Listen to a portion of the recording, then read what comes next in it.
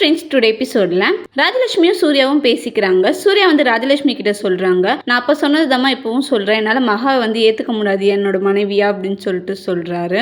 மகா வந்து சூர்யா கிட்ட பேச ட்ரை பண்றாங்க. சூர்யா வந்து சொல்றாரு, உன் மேல நான் எவ்வளவு நம்பிக்கை வச்சேன் தெரியுமா, நீ இந்த விஷயம் நீ பண்ணிருக்க மாட்ட அப்படின்னு சொல்லிட்டு நான் சித்ரா சித்தி கிட்ட அவ்வளவு ஸ்ட்ராங்கா சொன்னேன், நீ நம்பிக்கை துரோகம் பண்ணிருக்க அப்படின்னு சொல்றாங்க. நான் கொஞ்சம் கன்ஃபியூஷன்ல தான் இருந்தேன், இப்ப நல்லா தெளிவாயிட்டேன் அப்படின்னு சொல்றாரு. மகா வந்து ஃபீல் பண்ணி அழறாங்க. காயத்ரி வந்து சமாதானப்படுத்துறாங்க. எல்லாருக்குமே சாப்பாடு நீங்க பரிமாறுங்க, நான் பரிமாறினா யாரும் சாப்பிட மாட்டாங்க, நான் தாத்தா பாட்டிக்கு சாப்பாடு கொடுக்குறேன் அப்படின்னு சொல்லிட்டு மகா சொல்றாங்க. கௌதம் வந்து சித்ரா கிட்ட வந்து, என்னம்மா எப்படியாவது ஐஸ்வர்யா வெளில அனுப்புவீங்கன்னு பார்த்தா விட்டுட்டீங்க வீட்டுக்குள்ள அப்படின்னு சொல்றாரு. இந்த கோவத்தெல்லாம் பொண்டாட்டிக்கிட்ட போய் காட்டு அப்படின்னு சொல்றாங்க.